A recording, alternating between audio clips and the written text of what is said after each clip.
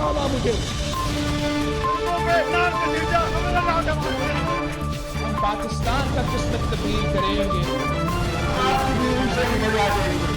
आज ये पाकिस्तान और अवाम एक थे, एक हैं और एक रहेंगे।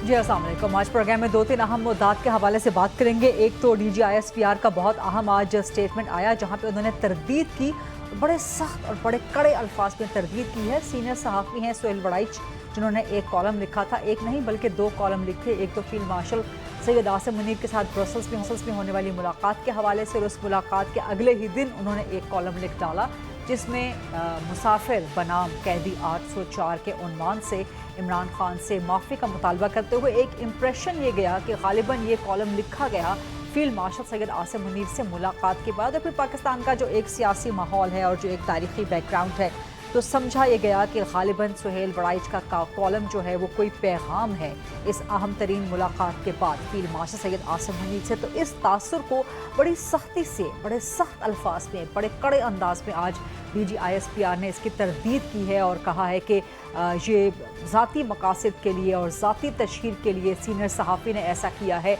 फील्ड मार्शल से कोई ऐसी मुलाकात नहीं हुई, ना उन्होंने कोई ऐसा इंटरव्यू दिया, ना उन्होंने पाकिस्तान तहरीक इंसाफ का कोई जिक्र किया इंटरव्यू में। और 9 मई के हवाले से किसी को माफ़ी नहीं मिल सकती। जो मास्टरमाइंड हैं, जो सहूलतकार हैं, जो करवाने वाले हैं, जो एडर्स हैं, जो अबेक्टर्स हैं, जो भी इसमें मुलव्वस है 9 मई में, इस हवाले से तमाम जिम्मेदारान को कड़ी से कड़ी सज़ा होनी चाहिए। और यही फ़ौज का पहले दिन से मौक़िफ़ है।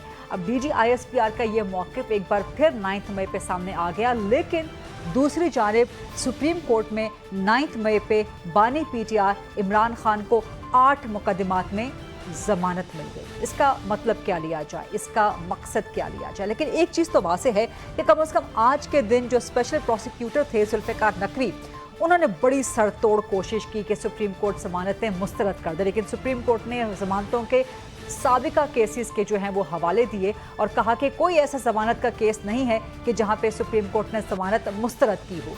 स्पेशल प्रोसिक्यूटर ने कुछ हाईलाइट करने की कोशिश की कि जी फ़लाँ केस में ज़मानत मुस्तरद हुई, लेकिन उस पर फिर सुप्रीम कोर्ट के चीफ जस्टिस याया आफरीदी जो ख़ुद इस बेंच में शामिल थे, उन्होंने कहा कि जी आप पहले वो फैसले पढ़ के आएँ और उसके बाद फिर यहाँ पर आकर इस मामले पे डिबेट करें। इस पूरे ये जो ज़मानतें हैं, इसमें कहीं ज़मानतों का जो केसेस है, जो 9 मई के केसेस हैं 8, इसमें कहीं ना कहीं केसेस कमज़ोर ज़रूर हैं। मिसाल के तौर पे 3 मुकदमात में इमरान खान नामजद हैं, FIR में नामजद हैं, 5 मुकदमात में वो नामजद नहीं हैं। इन 8 के 8 मुकदमात में चालान पेश नहीं हुए। तो जो प्रोसेस है पूरे का पूरा 9 मई केसेस का, 8 इन मुकदमात का इमरान खान के ख़िलाफ़, वो प्रोसेस कमज़ोर है। प्रोसिक्यूटर ने आज कोशिश की उस कमज़ोर केस को मजबूत करने की सुप्रीम कोर्ट में, लेकिन बुनियाद अगर आपकी कमज़ोर हो तो फिर सुप्रीम कोर्ट में किस तरह से ज़मानतें मुस्तरद हो जाती हैं। लेकिन ज़मानत मिलने के बावजूद इमरान खान रिहा नहीं हो सकते, क्योंकि 190 मिलियन पाउंड केस में 14 ईयर्स की सज़ा उनको हो चुकी है। तोशाखाना 2 केस में गिरफ्तारी उनकी डाली जा चुकी है। लेकिन बहरहाल आज के दिन की बड़ी अहम खबरें हैं। इसके अलावा वॉशिंगटन टाइम्स में जो आर्टिकल आया है, वहाँ पर फील्ड मार्शल सैयद आसिम मुनीर को मैन ऑफ स्टील, मर्द आहन करार दिया गया है और उनकी शख्सियत को और उनकी डिप्लोमेसी को पाकिस्तान अमेरिका ताल्लुकात के लिए बड़ा अहम करार दिया गया है। तो इन तमाम नुकात को जब आप जोड़ें तो मंजरनामा बड़ा इंटरेस्टिंग, बड़ा अहम भी होता है। इसी हवाले से सबसे पहले बात करेंगे मुस्लिम लीग नून से। PMLN के सीनियर मरकज़ी सरकर्दा रहनुमा हैं और साबिक वफाकी वज़ीर हैं खुर्रम दस्तगीर खान साहब मेरे साथ मौजूद हैं। अस्सलाम वालेकुम खुर्रम दस्तगीर खान साहब, बहुत शुक्रिया आज प्रोग्राम के लिए वक्त देने पे। मुस्लिम लीग नून के लिए परेशान कुन ज़्यादा है कि सुप्रीम कोर्ट से 9 मई केसेस में 8 मुकदमात में इमरान खान की ज़मानत मंजूर हो गई, या आपके लिए तसल्ली बख्श ज़्यादा है कि DGISPR ने आज 9 मई पे एक बार फिर रगड़ा लगा दिया और वही बयान दिया? क्या चीज़ आपके लिए सुप्रीम कोर्ट से फैसला आना ज़मानत का इमरान खान के लिए परेशान कुन है, या DGISPR का बयान तसल्ली बख्श है? जी, जो जमानत का फैसला है वो पूरी कौम के लिए परेशान कुन होना चाहिए। कोई मुस्लिम लीग नून के ऊपर तो हमला नहीं हुआ था उस दिन, हमारे तो किसी दफ्तर को नहीं जलाया गया। GHQ पे बहरहाल हमला हुआ, मुस्लिम लीग नून के किसी कोई तंजीमी दफ्तर के ऊपर हमला नहीं हुआ। रेडियो पाकिस्तान पेशावर को जलाया गया, जना हाउस लाहौर को जलाया गया, और जो शहीद हैं वो तो किसी जमात के नहीं है। जिन्होंने अपनी जानें इस मुल्क के लिए दी हैं, तो अगर उनकी यादगारों की बेहुरमती हुई है तो जी। वो हम सबके लिए एक तशवीश की बात है, लेकिन इसके दुख साथ की साथ बात लाहौर है। में मुस्लिम लीग नून का एक ऑफिस जलाए जाने, उस पे हमला करने का भी केस है ना 9 मई में, उसमें भी जी, पीटीआई लेकिन के वो कोई लीडर्स को और कारकुनों को सजा इसलिए हुई है। मैंने कहा ये सिर्फ अकेला हमारा केस नहीं था, जी। ये पूरी कौम का केस था। हम्म, और इस पर तशवीश जरूर हमें होनी चाहिए, 3-4 इश्यूज के ऊपर। जी। कानून में जो सुकम है, उसके अलावा जो आपने इसका जिक्र किया कि प्रोसिक्यूशन में जो सुकम है, क्योंकि दुनिया के अक्सर ममालिक में ये जो वाकया था 9 मई का, अंग्रेजी का लफ्ज है आर्म्ड इंसरेक्शन, एक अंदरूनी तौर पर अंदरूनी बगावत जो मुतशद्दद तरीके से की गई, जी। तो हुई है। अब अक्सर ममालिक में ऐसे केसेस मौजूद हैं कि वो लोग जो वहां मौजूद भी नहीं थे जहां तोड़ फोड़ हुई, लेकिन वो चूंकि उसके मास्टरमाइंड थे, उनको 18-18 साल की कैदें भी हुई। हाँ। तो लिहाजा ये हम सबके लिए परेशानी का मरहला होना चाहिए कि 9 मई का जो है मामला, वो पीटीआई के तो पूरे उनके मफाद में है कि वो उसको धुंधला दें, जी। उसके ऊपर सियासी मफाद का पर्दा चढ़ा दें। लेकिन हकीकत यही है कि अगर पाकिस्तान ने एक मुस्तहकम रियासत के तौर पर आगे जाना है तो 9 मई का जो वाकया है उसकी सख्त तरीन हमें प्रोसिक्यूशन करनी है। हाँ। ये उसके साथ जुड़ा लेकिन हुआ है लेकिन कि लेकिन ये जिन जो ये लोग उसमें किससे शामिल मुतालबा नहीं कर रहे हैं हैं, आप? या आप और वो हुकूमत से मुतालबा कर आज, रहे हैं? प्रोसिक्यूशन जी तो जी, खुद हुकूमत की मैं रियासत की जिम्मेदारी होती है ना जी सर? मैं इसीलिए कह रहा हूँ ना जी कि हुकूमत को आज की जमानत के बाद इस सारे मामले को दोबारा बड़ी बारीकी से देखना होगा, कि ये कैसे मुमकिन हुआ कि जब हमारे सामने वाजे है कि एक तस्वीराती सोच यानी स्ट्रेटेजिक थॉट के जरिए पेशावर से लेकर कराची तक जब पाकिस्तान की दिफा की इंस्टॉलेशंस कैंटोनमेंट्स पर हमला हुआ, तो वो केस जो है वो अगर उसमें अभी भी कोई सुकम है तो ठीक। उसको दूर करके जो लोग उसके जिम्मेदार सहूलतकार मंसूबा साज हैं उनको सजा होनी चाहिए, और जो लोग उसमें शामिल नहीं थे, जिनके ऊपर एविडेंस नहीं है, उनको फौरी तौर पर रिहा भी होना चाहिए। तो आप इसको किस तरह देखते हैं कि सुप्रीम कोर्ट से जमानत मिल गई, इससे पहले शाह महमूद कुरैशी भी बरी हो चुके हैं, इमरान खान को जमानत मिल गई 8 के 8 मुकदमात में, GHQ वाला केस अभी बाकी है, लेकिन 8 मुकदमात में जमानत होगी तो क्या उसकी कोई असर पड़ेगा GHQ वाले केस में? तो किस तरह देखते हैं कि एक तरफ सुप्रीम कोर्ट से जमानतें मिल रही हैं, दूसरी तरफ फौज बार बार कह रही है कि 9 मई पे कड़ी से कड़ी सजा होनी चाहिए, तो ये दो मुख्तलिफ पैराए हैं, दो मुख्तलिफ तजादात हैं। जी, एक चीज तो आज वाज़ेह होनी चाहिए कि जो पीटीआई जिस चीज का धमाल डालती है कि अदालतें उनके खिलाफ हैं, आज सुप्रीम कोर्ट ने तो सारे गुब्बारे से हवा निकाल दी है कि उन्होंने, अगर सुप्रीम कोर्ट ने समझा, अब लिहाजा जो फैसले, जब ये इस फैसले के ऊपर खुशी मनाएंगे और शादियाने बजाएंगे, तो फिर उनको फैसलों में फर्क नहीं करना ना, कोई यही अदालतें उनके खिलाफ भी फैसले दे रही हैं, और जब ये खिलाफ फैसले देती हैं तो कहते देखें जी जमहूरियत का कत्ल हो गया, कानून तो है वो बेइज्जत हो गया। तो लिहाजा आज भी कानून की उतनी ही इज्जत हुई है जितनी उस वक्त होती है जब इनके खिलाफ फैसले आते हैं। इसीलिए जो है ये अदालतों का मामला जो है वो हमने भी बड़ी मुश्किल से ये सबक सीखा है कि ये नहीं हो सकता कि आप कहेंगे जी आज की अदालतें तो बड़ी खराब है, लेकिन 4 साल पहले जो 22 महीने हमजा शहबाज की पेशी नहीं हो रही थी इसी सुप्रीम कोर्ट में, तो वो बहुत अच्छी अदालतें थी, या वो बहुत खराब थी, आज की अदालतें बहुत अच्छी हैं। तो लिहाजा अदालतों का अपना एक निजाम है, वो कभी फैसले हक में है, कभी फैसले खिलाफ है। डीजी ISPR के बयान को आप किस तरह देखते हैं? डीजी ISPR के बयान को आप किस तरह देखते हैं? बड़े सख्त अल्फाज में उन्होंने तरदीद की सुहेल राइच के कॉलम की भी। उनका जी उनका मुझे कॉलम के बारे में तो मुझे अंदाजा नहीं है, लेकिन हकीकत ये है कि जो 9 मई का मामला है ये हम सब के मफाद में है, हमारी आने वाली नस्लों के मफाद में है कि 9 मई के वाक़े के ऊपर सियासत की धुंध और सियासत का गंद ना फेंका जाए, और इसको वाज़ेह तौर पर देखा जाए जो असल वाक़या था कि ये रियासत के ऊपर एक सियासी जमात की तरफ से मुतशद्दद सोचा समझा हमला था, और लिहाजा उसके ऊपर सजा होनी चाहिए ताकि आइंदा आने वाले जो साल है पाकिस्तान ने इंशाल्लाह क़यामत तक कायम रहना है कि सियासी जमातें तशद्दुद का रास्ता ना अपनाएं, क्योंकि ये जब सियासी जमातें तशद्दुद का रास्ता अपनाती हैं तो फिर दहशत गर्दों के लिए भी जो तशद्दुद का दरवाजा है वो खुल जाता है। तो हमें ये दरवाजा, हमने 80,000 पाकिस्तानियों की शहादत जो है वो बर्दाश्त की, हम सब ने मिलकर नाहक खून बहा है पूरे पाकिस्तान में, اگر وہ سیاسی جماعتیں بھی اس خون بہانے میں شامل ہو جائیں گی یا اس کو جسٹیفائی کرنے میں شامل ہو جائیں گی تو پھر پاکستان میں جو بہت ایک مشکل سے ہمیں استحکام ملا ہے، مالی طور پر بھی، سیاسی طور پر بھی، معاشی طور پر بھی، اس کو برقرار رکھنا اس وقت پہلی ڈیوٹی ہے ہم سب۔ تو ذرا کوئکلی فرما دیجیے گا کہ اب سپریم کورٹ سے جو ریلیکسیشن ملی ہے عمران خان کو، تو کیا آپ سمجھتے ہیں کہ یہ کیس اب زیادہ بلڈ ہو گیا ہے کہ 9 مئی کا مقدمہ ملٹری کورٹ میں چلایا جائے؟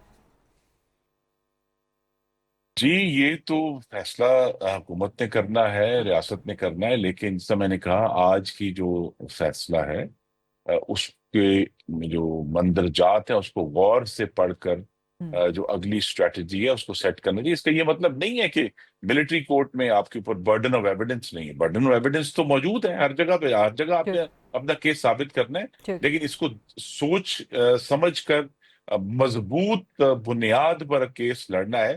ملٹری کورٹ اس میں صرف ایک آپشن ہے۔ جی بہت بہت شکریہ خرم دستگیر خان صاحب، ہمارے لیے پروگرام کی نکال رہے تھے آج اور بات کر رہے تھے اور اس چیز کو تشویشناک پوری قوم کے لیے قرار دے رہے تھے جو سپریم کورٹ سے آج عمران خان کو ضمانت ملی ہے 9 مئی کے حوالے سے، اور مطالبہ کر رہے تھے اپنی ہی حکومت سے کہ 9 مئی کے حوالے سے پروسیکیوشن کو مزید کڑا کیا جائے اور سزا لازماً دی جائے ذمہ داران کو۔ ایک چھوٹی سی بریک کے بعد جب واپس آئیں گے اسی حوالے سے پاکستان تحریک انصاف کا موقف بھی لیں گے اور دیگر معاملات پر بھی سوال جواب کریں گے۔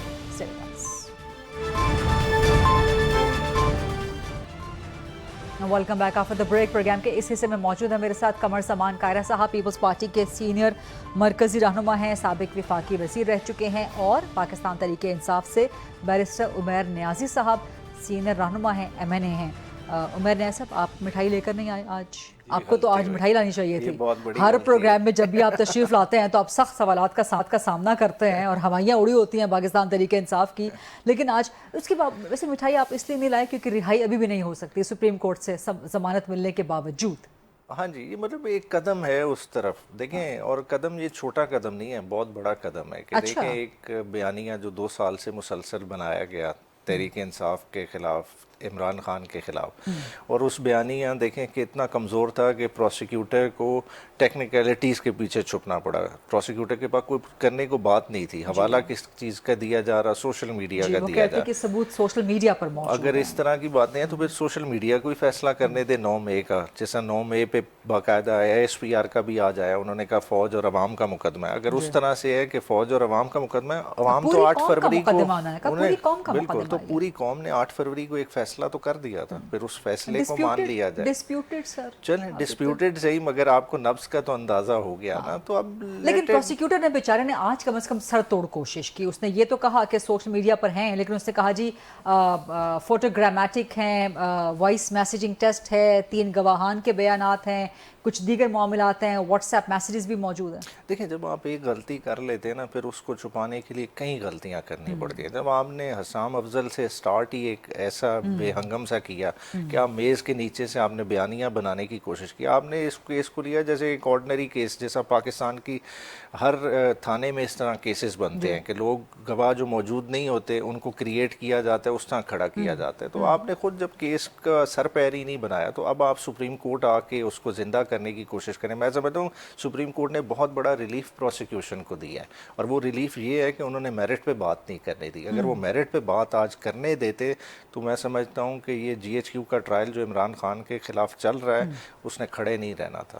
لیکن میرٹ پہ بات نہیں ہو سکتی نا، کیونکہ پھر ٹرائل متاثر ہو جاتا ہے۔ دیکھیں ٹینٹیٹیو اسیسمنٹ ہوتی ہے، مگر وہ تو ہے نا کہ ججز نے اس سے انفلوئنس نہیں ہونا، مگر ایویڈنس چیزیں جو آن ریکارڈ آ چکی ہیں۔ ممکن نہیں ہوتا نا اگر آپ کی سپریم کورٹ کوئی آبزرویشن دے دیتی، جو کہ چیف جسٹس نے کہا بھی ہے، تو وہ کہتے کہ پھر باقی عدالتوں میں آپ کا متاثر ہو جاتا نا۔ یہ کیس اس طرح سے منفرد ہے کہ اس کا ٹرائل مختلف مقامات پہ چل رہا ہے۔ سرگودا میں یہی سیم سیٹ آف ایویڈنس پہلے ڈسکارڈ ہو چکا ہے، یہی گواہ جھوٹے قرار پائے ہیں، پھر اسی ایویڈنس پہ انہی سیم گواہوں پہ آپ لاہور میں سزائیں کر دیتے ہیں، پھر فیصلہ آباد میں یہی گواہ پیش ہوتے ہیں، سزائیں ہو جاتی ہیں، ایویڈنس تو وہی ہے نا۔ میں یہی کہنا چاہ رہی تھی، میرا پوائنٹ یہ تھا، but I go to Qamar Zaman Kaira صاحب، بٹ میرا پوائنٹ یہی تھا کہ انہی کیسز کے حوالے سے باقی لوگوں کو سزائیں ہو رہی ہیں، عمران خان کو ضمانت مل رہی ہے، تو یہ تضاد کیوں ہے؟ لیکن قمر سمان قائرہ صاحب سے آپ کیا کہتے ہیں، بینگ ان دا گورنمنٹ 9 مئی پر پیپلز پارٹی کا موقف بڑا واضح ہے، ایک طرف DG ISPR کہتے ہیں کہ جی سخت سے سخت، کڑی سے کڑی سزا ہونی چاہیے، دوسری طرف سپریم کورٹ میں 8 مقدمات میں ضمانت مل جاتی ہے، سو یہ کیا چل رہا ہے سر؟ देखिए, मेरिट पे अगर बात आई होगी, अदालत को जो समझ आई, अदालत ने उससे रिलीज दे दिया, तो क्या चलना कहा जा सकता है। काहिर साहब, आप हमेशा बड़ा एक तवील जवाब देते हैं। ये गालिबन पहली दफ़ा है, मैं कई सालों से प्रोग्राम कर रही हूँ, आपको जहमत दे रही हूँ, ये पहली दफ़ा है कि इतने सालों में कम से कम मोर देन अ डेकेड आपने इंतहाई मुख्तसर जवाब दिया। वजह क्या है इसकी? देखिए, बड़ी सिंपल बात है, मामला अदालत में है, अदालत ने केस सुनने के बाद अगर कोई रिलीफ दिया है, और मुझे ऑनेस्टली, क्योंकि मैं वकील भी नहीं हूँ, मुझे डिटेल का पता नहीं है, ना मैं कोर्ट में था। लेकिन सर माशाल्लाह बड़े जबरदस्त सियासतदान है ना, तो अगर किसी सियासतदान पे 9 मई का इतना बड़ा केस हो, केसेस हों, बल्कि 8 मुकदमात में जमानतें मिल जाएं, तो फिर इम्पैक्ट क्या पड़ेगा सर, सियासी इम्पैक्ट क्या पड़ेगा? देखिए, पहली बात तो ये है, मुझे डिटेल का नहीं पता, लेकिन 8 मुकदमात में अगर खान साहब को या किसी फर्द को भी किसी एक इशू पे, किसने फलां जगह जो इंस्ट्रक्शन हुई, फलां जगह जो वाकया हुआ, उसमें एक ही जो प्लानिंग थी, जो उनके जिम्मे जो चीज एट्रीब्यूटेड थी, वो यही था ना कि उन्होंने प्लान करके इंस्ट्रक्शन जारी की जी। तो अगर वो अदालत ने किसी एक जगह समझा कि इसमें रिलीफ दे देना चाहिए, इसमें बेल दे देनी चाहिए, या इसमें कोई फर्ज करे, कोई कमजोरी है हिसाब, तो वो हर जगह कमजोरी कंसिडर होगी। अलग अलग जजेस सुन रहे हैं तो और बात है। यहाँ तो सुप्रीम कोर्ट क्योंकि सारे सेट ऑफ केसेस को अलग अलग नहीं देख रही थी, बल्कि कलेक्टिवली उनके जिम्मे जो जुर्म था उसको देख रही थी, उसके ऊपर उन्होंने बात की होगी। अब मुझे डिटेल का पता नहीं। सर कानूनी को छोड़ दें, सर लीगल डिबेट को छोड़ देते हैं, साइड पे रख देते हैं। जो बयानिया है पीपल्स पार्टी का है, PMLN का है, हुकूमत का एक मुत्तफिक का बयानिया है, फौज के बयानी के साथ हम आहंग है, DGISPR ने आज कह दिया कि 9 मई पे कड़ी से कड़ी सजा हो, लेकिन उसके मुकाबले में अगर दूसरे बयानिए को जो कहता है कि 9 मई साजिश हमारे खिलाफ हुई, तो फिर आपका बयानिया कमजोर ना हो गया हुकूमत का? ये तो खैर किसी एक बात में बेल मिल जाना जी, ये केस खत्म नहीं हो जाता, पहली बात तो ये है। ठीक। दूसरी बात ये है कि हमारा बयानिया क्या है। हमारा बयानिया ये है कि क्या 9 मई को कोई वाकया नहीं हुआ। ठीक।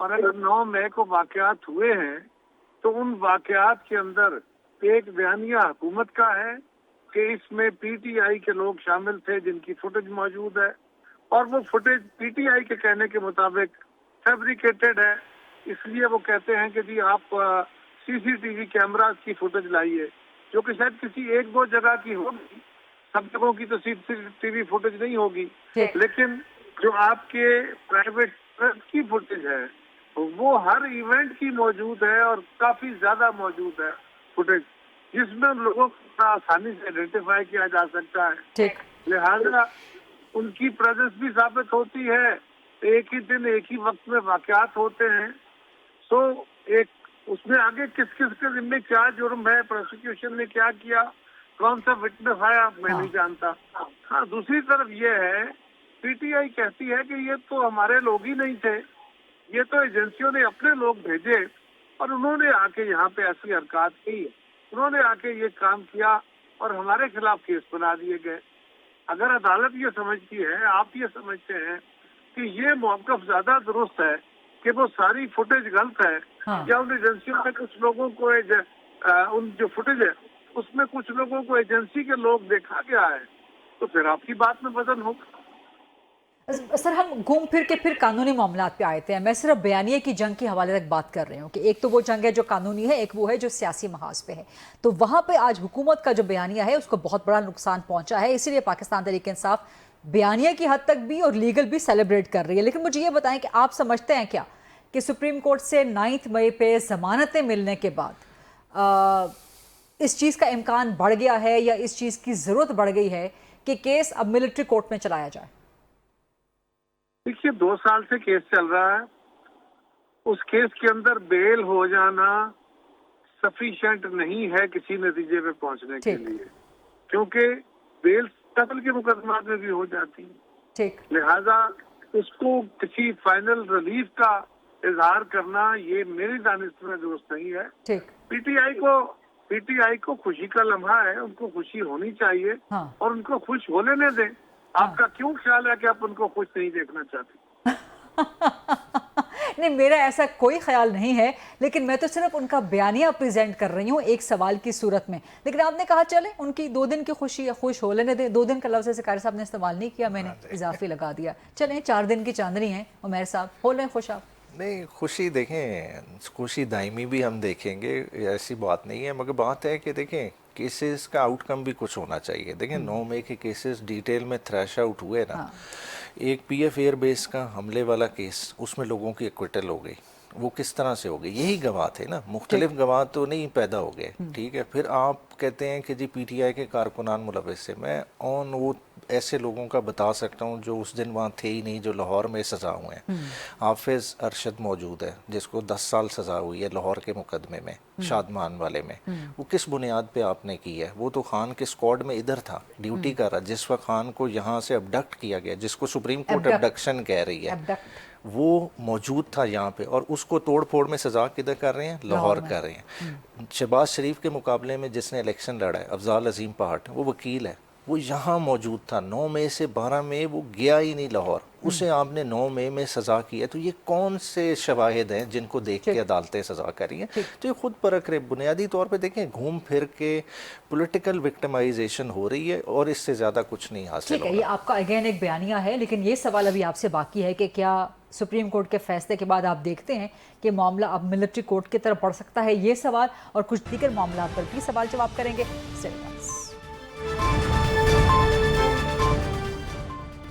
Welcome back after the break. Barrister Umair Niazi صاحب، کیا سپریم کورٹ سے ضمانتیں ملنے کے بعد عمران خان کو ملٹری کورٹ میں چلنا چاہیے؟ یہ چلتا ہوا آپ کو نظر آ رہا ہے کیس؟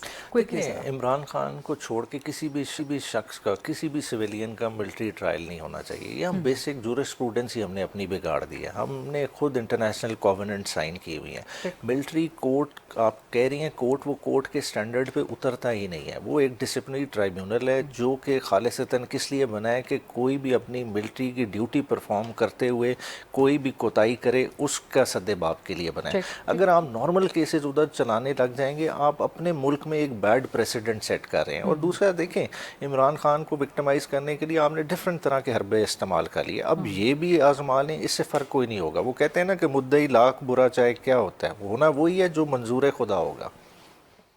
کیا شعر پڑھا ہے آپ نے، بہت زبردست. اس شعر کے ساتھ ہی ذرا ڈسکشن کو تھوڑا سا اور آگے بڑھاتے ہیں. قمر زمان قاری صاحب، آپ بڑے زبردست لیکن بڑے نپے تلے جواب دے رہے تھے. آپ 9 مئی کے حوالے سے اور پاکستان تحریک انصاف کے حوالے سے. اب ذرا کچھ پیپلز پارٹی کی گورننس کا جواب دے دیں. آج کراچی میں ایم اے جناح روڈ، جو آپ جانتے ہیں کمرشل ہب ہے، وہاں پر رہائشی علاقے بھی ہیں، وہاں پر پٹاخوں کی فیکٹری کام کر رہی تھی جس میں آگ لگ گئی اور خدا نہ کرے کہ وہاں کوئی بڑا نقصان ہو. چیف منسٹر سندھ کو اس کا بھی علم نہیں ہے، اور چیف منسٹر پوچھ رہے ہیں کتنے سالوں سے پیپلز پارٹی کی حکومت ہے سر کراچی سمیت سندھ میں، لیاری میں وہ عمارت گر جاتی ہے، خستہ حال، چیف منسٹر کو اس کا علم نہیں ہوتا.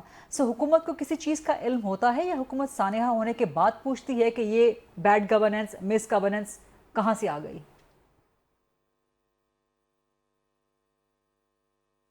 گزارش ہے کہ ہمارے ملک کے بہت سارے شہروں میں رہائشی علاقوں کے اندر ہوئی ہیں، لوگوں نے کام شروع کیے ہوئے ہیں، ان کے خلاف آپریشن کر کے کام بند کیے جاتے ہیں، تو انجمن اٹھ کہتا ہے کہ لوگوں کے روزگار چھینے جاتے ہیں.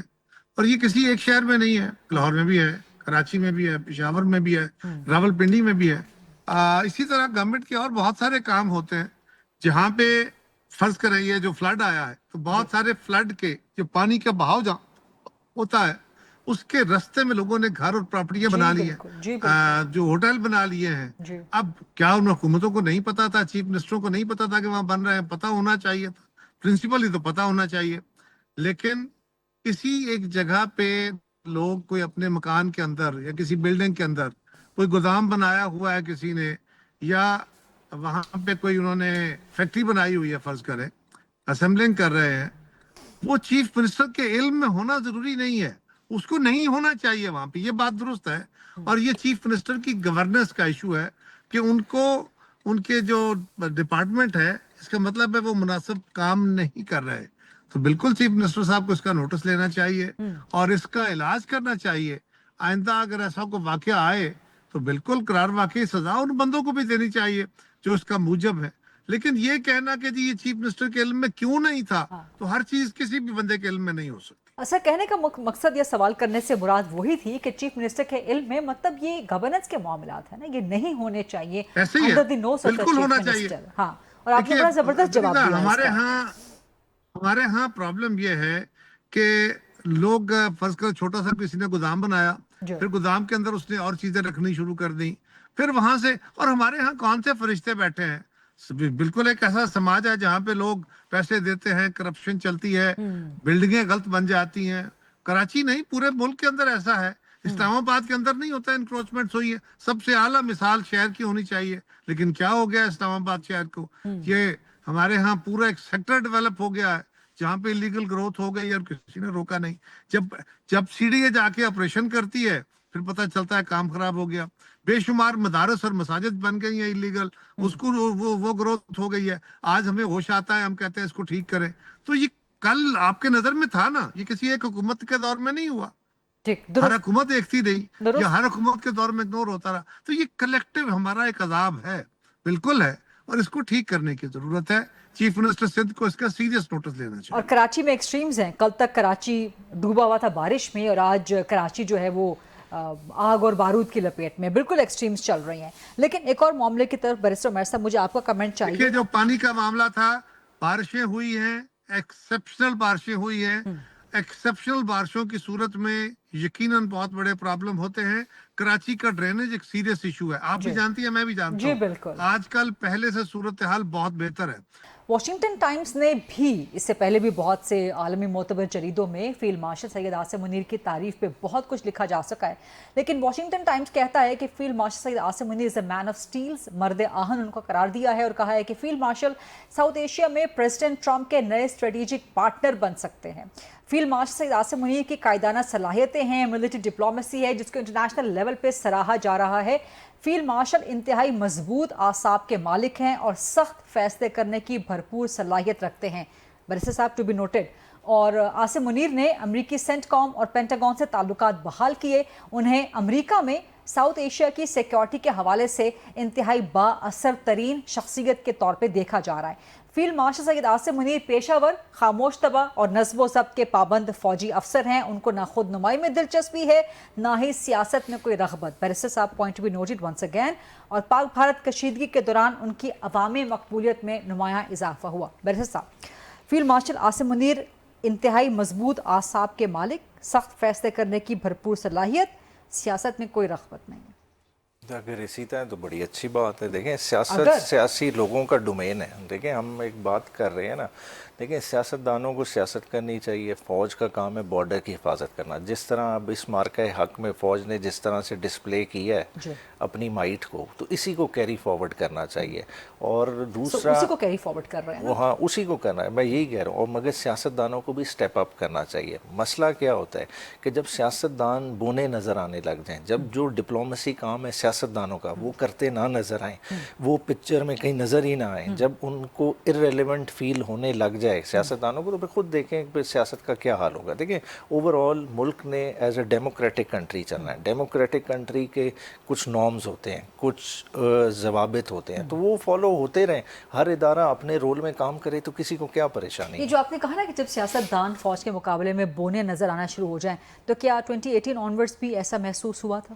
نہیں، دیکھیں ہم نے تو ریزسٹ کیا نا۔ دیکھیں ہم نے کس چیز کی سزا کی؟ عمران خان کے اوکیزن کی آپ بزدار والی اگزامپل دے لیں، چاہے ہم اس چوائس پہ ڈیبیٹ کریں کہ خان صاحب کی غلط چوائس ہوگی، مگر خان صاحب نے اس چیز پہ ریزسٹ کیا نا۔ آیا کس طرف سے پیغام؟ اس وقت کے چیف آف آرمی اسٹاف کی طرف سے نا کہ ان کو بدلیں، تو خان صاحب نے اس کو ریزسٹ کیا۔ لیکن عمران خان اسٹیبلشمنٹ کے تھم کے نیچے تھے، عثمان بزدار عمران خان کے تھم کے نیچے۔ دیکھیں D G I S I کی ٹرانسفر پہ ایشو بنا نا، تو کس کو خان صاحب ریزسٹ کر رہے تھے؟ کیا وہ ایشو نظریاتی تھا؟ کیا وہ ایشو اصولی تھا؟ نہیں دیکھیں پسند ناپسند کا ایشو تھا نا، پسند ناپسند نہیں۔ دیکھیں ایک چیز کو ڈیسائیڈ کرنا ہے، ہم فیصلہ کرنے کہ کیا سیاستدان کے کچھ ہاتھ میں ہے۔ اگر کیا سارا منسٹری آف ڈیفینس سے لے کے منسٹری آف انٹیریئر چلانے ہی کسی اور ادارے نے ہے, سیاستدان کا رول ہی نہیں ہے. کیا یہ ہم پورٹرے کرنا چاہ رہے ہیں؟ دیکھیں ایک ڈیلیکیٹ بیلنس رکھنا پڑے گا. یہ سب کو سمجھ آتی ہے کہ پاکستان کی جو اسٹریٹجک پوزیشن ہے اس میں وہ ایک آئیڈیل ڈیموکریسی اس اسٹیج پہ نہیں ہو سکتی, ایک امبیلنس رہے گا. اور اس کی وجوہات ہیں کہ ڈیموکریٹک ہمارے انسٹیٹیوشن اس طرح سے ایوالو ہی نہیں ہوا. اگر اس طرح کی ڈیموکریسی دے دیں تو آج شاید ملک کو ایک اور طرح کا خطرہ لاحق ہو جائے. مگر بات یہ ہے کہ جو فیلڈ ہے سیاستدانوں کا وہ کم از کم ان سے نہیں چھننا چاہیے. وہ انہی کے فیصلے ہونے چاہیے, وہ انہی کو کرنے چاہیے. آپ کہیں کہ ہر ادارے میں آپ سیاستدان سے ریپلیس کر دیں گے کسی ریٹائرڈ پرسنل کو, تو وہ بھی فیئر نہیں ہے. سر بہت اچھا ہوگا کہ اگر کبھی پاکستان تحریک انصاف اقتدار میں آئی سینٹر میں اسلام آباد میں, اور یہی سب سوالات ہم آپ سے اس وقت بھی کر رہے ہوں گے. اس وقت آپ وزیر بنے ہوئے ہوں گے, اس وقت آپ وزیر بنے ہوں گے, اور امید ہے کہ اس وقت آپ سویلین سپریمیسی کو جو ہے اسی اسپرٹ میں ڈیفینڈ کرنا چاہیے. بالکل اسی اسپرٹ میں آپ اس کو امپلیمنٹ کروائیں گے. اچھا کوئکلی سر, ایک بالکل لاسٹ ٹائم میرے پاس رہ گیا ہے, عمر ایوب اور شبلی فراز کیا واپس آ سکتے ہیں اپوزیشن لیڈر کے طور پہ, یا محمود خان اچکزئی, کیا پارٹی کے اندر کوئی اور شخص نہیں تھا اپوزیشن لیڈر کی نامزدگی کے لیے؟ آپ کو اپنی پارٹی پر اعتماد نہیں تھا؟ نہیں دیکھیں ابھی دو ڈفرینٹ چیزیں چل رہی ہیں. دیکھیں ایک تو ان کا اسٹے ہے. اسٹے میں سمجھتا ہوں کہ کل جو خبر بریک کی گئی وہ اتنی عجلت میں نہیں بریک کرنی چاہیے تھی. بنیادی طور پہ تو وہ آج سلمان راجہ صاحب نے بھی کہا کہ حفظ ما تقدم ایک چیز ڈیسائیڈ کی گئی کہ خان صاحب سے اگر رابطہ منقطع ہو جائے تو ہم نے کیا کرنا ہے. دیکھیں آلریڈی ایک ہائی کورٹ سے اسٹے لیا ہوا ہے, تو اس کے بھی احترام میں چیزوں کو, اور عمر ایوب صاحب وغیرہ کی قربانی ہے, ہم نے اس کو بھی تو دیکھنا ہے نا. باقی دیکھیں جب رائٹ اسٹیج آئے گا, plan A plan B plan C سب اگر آپ اناؤنس کر دیں گے تو یہ پولیٹیکل اسٹریٹجی تو نہیں ہے نا سر. کچھ پلانز آپ اپنے پاس, اپنے کارڈز اپنے پاس آپ لوگ رکھتے ہیں. پبلک کنزمپشن کے لیے باتیں نہیں ہوتی, بعد میں کرنے والی ہوتی ہیں. بات ہے کہ پولیٹیکلی ابھی سٹیج ہے, کیونکہ آپ نے محمود خان اچکزئی کا اسپیسیفکلی نام لیا. دیکھیں انہوں نے ایک ڈائلاگ کی بات کی ہے, اور اگر اس ڈائلاگ کی ان کی آخری کانفرنس سے اٹھا کے دیکھیں, خان صاحب کے ٹویٹ میں بھی وہی بات آئی ہے. اور اگر اس ڈائلاگ کے تناظر میں دیکھیں تو پھر یہ اپوائنٹمنٹ کچھ سینس بھی میک کرے گی. بہت بہت شکریہ بیرسٹر ماہر نیائی صاحب, قمر سمان قاری صاحب. درمیان میں سیکشن جو ہے قاری صاحب کا ڈسکنیکٹ ہو چکا تھا, سو مزید کچھ سوالات کے لیے وقت باقی نہیں بچا. قاری صاحب آپ کو انشاءاللہ ایک اور پروگرام میں دوبارہ سے احمد دیں گے. دیٹس آل رائٹ, یہ تھا آج کا پروگرام. آل سی یو انشاءاللہ کمنگ منڈے 8 o'clock آن GTV. اللہ حافظ.